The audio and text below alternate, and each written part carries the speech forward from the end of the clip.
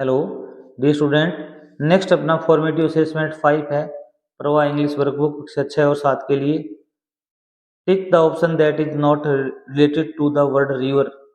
उस शब्द को आपको टिक करना है जो रिवर शब्द से संबंधित नहीं है, मैच नहीं खाता। वाटर पानी होता है रिवर में, स्विम नदी में तैरा जाता है, स्टिल फिर भी, बोट नाव भी नदी में चलती है। तो यहाँ स्टिल शब्द है, वर्ड है, वो इससे संबंध नहीं रखता। अगर आप हमारे चैनल पर नए हैं तो चैनल को जरूर सब्सक्राइब करना, आपको यहाँ पर वर्कबुक का हल मिलेगा। नेक्स्ट देखिए भी, tick the correct noun for the given sentence. आपको नाउन पर टिक करना है, संज्ञा। She works in A factory daily, वह रोजाना फैक्ट्री में काम करती है। यहाँ पर सी क्या है भी, प्रोनाउन है, ए एडजेक्टिव है, डेली एडवर्ब है, फैक्ट्री है वो किसी का नाम है, ये नाउन है, समझिए। क्वेश्चन नंबर 3 देखिए भी, tick the correct sentence for the given picture. आपको यहाँ पर एक पिक्चर दिखाई गई है, एक लड़की है या लड़का है, उसने क्या है हाथ में बाल्टी ले रखी है, पकड़ रखी है। तो the boy has a box, लड़के के पास में एक बॉक्स है, एक शू जूता है, एक बकेट है। तो यहाँ पर ये ऑप्शन सही हो जाएगा, the boy has a bucket. बच्चे के पास में क्या है, बकेट है, बाल्टी है।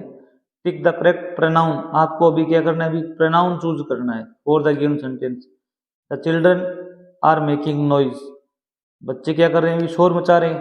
अब बच्चे क्या है, ज्यादा हैं, ज्यादा के लिए कौन सा प्रोनाउन यूज करोगे भी, दे आर वेरी नोटी, वो बहुत ही शरारती हैं। सी तो क्या होता है अभी, लड़की के लिए आता है, एक वचन के लिए। वी हम इट नहीं आ सकता, अब लड़के ज्यादा है तो यहाँ क्या आएगा भी, दे का प्रयोग होगा। नेक्स्ट देखिए भी, 5 नंबर क्वेश्चन है, रीड द गिवन स्टोरी। एक कहानी दी हुई है, उसको पढ़ना है आपको। And right the correct sequence of the picture. और यहाँ पर एक पिक्चर दी गई है 4, उनको सही क्रम लगाना है आपको।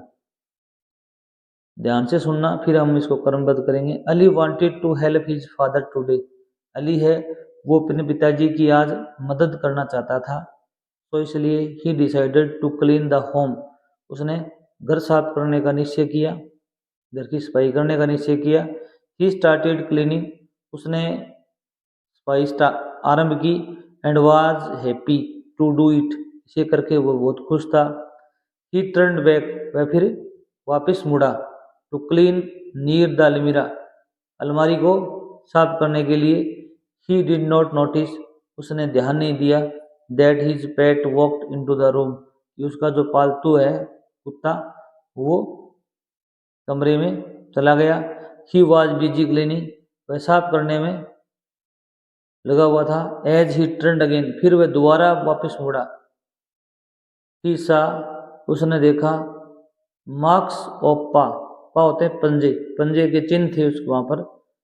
ही was sad as all his hard work got wasted, वह बहुत ही दुखी हो गया क्योंकि उसकी सारी मेहनत थी वो बेकार हो गई। तो सबसे पहले तो ये ऑप्शन सही होगा आपका, 1 नंबर तो ये होगा कि वह सफाई कर रहा है, हेल्प कर रहा है। फिर क्या है अभी, 2 नंबर ऑप्शन ये होगा कि वह क्या कर रहा है अभी, अलमीरा की तरफ मुड़ता है साफ करने के लिए। इसके बाद में क्या होता है, जो उसका पेट है, डॉग है, वो उसके पीछे से गुजर जाता है। फिर अलमीरा की सफाई करने के बाद में वापस अगेन दोबारा क्या करता है अभी, यहाँ पर दिया हुआ है ना, busy cleaning and turn again, दोबारा मुड़ता है, वो दोबारा मुड़ता है, देखता है कि जो कुत्ता है उसके पंजे यहाँ पर मार्क्स है यहाँ पर लगे हुए। तो ये 4 नंबर आपको करना है, 1 2 3 4। नेक्स्ट देखिए भी, read the given passage and answer the following questions. There was once a proud elephant, एक बार एक क्या था भी, घमंडी हाथी था। Who always bullied smaller animal, वो हमेशा छोटे जानवरों पर हमेशा सेकी मारता था। बुलीड क्या होता है भी, सेकी मारना, उनको तंग करना, परेशान करना। He would go to the ant hill, वह एक चींटियों का पहाड़ था, वहां पर जाता था या गया। नियर हिज होम, अपने घर के पास ही। And spray water at the ants, और जो चींटियां थी उस पर पानी का स्प्रे कर दिया उसने। The ends could not do anything, चींटियां कुछ भी नहीं कर सकी, बिकॉज क्योंकि ऑफ देयर साइज, अपने साइज के अनुसार, कि उनका साइज बहुत ही छोटा था। दे ऑलवेज क्राइड, वे हमेशा रोती थी। द एलिफेंट जस्ट लाफ्ड, हाथी हंसता था। एंड थ्रीटन्ड, वो धमकी देता था द एंड्स, चींटियों को, that he would crush them to death, crush होता है कुचल के मारना, कि वह उनको कुचल कर मार देगा।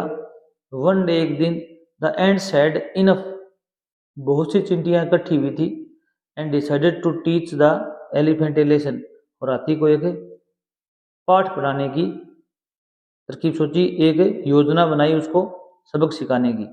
लेसन का मतलब क्या है यहाँ पर, सबक। They went straight into the elephant's trunk, वे सीधी ही हाथी की ट्रंक होती है सूंड में चली गई। एंड स्टार्टेड बाइटिंग हिम, और उसे दांतों से काटना चालू कर दिया। The elephant could only cry in pen, हाथी केवल दर्द में चिल्ला सकता था। ही रियलाइज्ड, उसने महसूस किया, हिज मिस्टेक्स, अपनी गलती। एंड एपोलोगाइज्ड होता है क्षमा याचना की, टू द एंड्स, चींटियों से। And all the animals he bullied, और उन सभी जानवरों से जिन पर वह क्या करता था, भी शेकी मारता था, उन्हें परेशान करता था।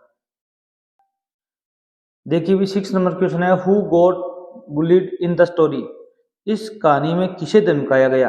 अब ये प्रश्न है, यहाँ पर एक वर्ब लगी है गोट। अब इसमें क्या है, भी हाथी ने तो बुलिड किया था, शेकी मारा था, अब किसे धमकाया गया था अभी, तो आपको यहाँ पर लिखना है एंट्स या स्मॉलर एनिमल्स। आप लिखोगे हु हटा दोगे, यहाँ पर लिखोगे स्मॉलर एनिमल्स, या आप लिख सकते हो the ants, the ants got bullied in the story. ये आपका आंसर बिल्कुल सही हो। आप यहाँ पर एलिफेंट नहीं लिख सकते, एलिफेंट ने तो उनको बुली किया था, धमकाया था। अब यहाँ पर ये गोट वर्ब आ गई, इसका अर्थ है कि इस कहानी में किसे धमकाया गया। तो आपको पता है स्मॉलर एनिमल्स थे, या आप लिख सकते हो the ants got bullied in the story. अगर यहाँ पर गोट नहीं आता ना, तो आप यहाँ पर हु हटाकर एलिफेंट लिखते, तब इसका अर्थ बनता कि who bullied in the story, इस कहानी में कौन धमका रहा है, तब आपका उत्तर एलिफेंट होता। अब यहाँ पर गोट आ गया, तो ये अब किसे धमकाया गया, आपको यहाँ पर द एंड्स आंसर लिखना है, ये थोड़ा ध्यान रखना है इसका। अच्छा क्वेश्चन है, इस प्रकार के क्वेश्चन आए तो आप गलती कर सकते हैं। अगला क्वेश्चन है, हु इज बिग, बड़ा कौन है, and who is small in the story, छोटा कौन है, तो बड़ा कौन है अभी, तो बड़ा द एलिफेंट इज बिग, हाथी बड़ा है। एंड द एंड्स, चींटियां, और स्मॉल, चींटियां क्या है अभी, छोटी हैं, चींटियां ज्यादा हैं, तो यहाँ पर क्या आ जाएगा अभी, आर आ जाएगा, क्या आ जाएगा अभी, आर हेल्पिंग वर्ब आएगी। अगला क्वेश्चन है, why do you think the elephant bullied the animals, आप ऐसा क्यों सोचते हो कि हाथी उनको धमकाता था। इसमें एक लाइन आई हुई थी कि ये देखो भी, क्योंकि the elephant just laughed and threatened the ants and that he would crush them to death.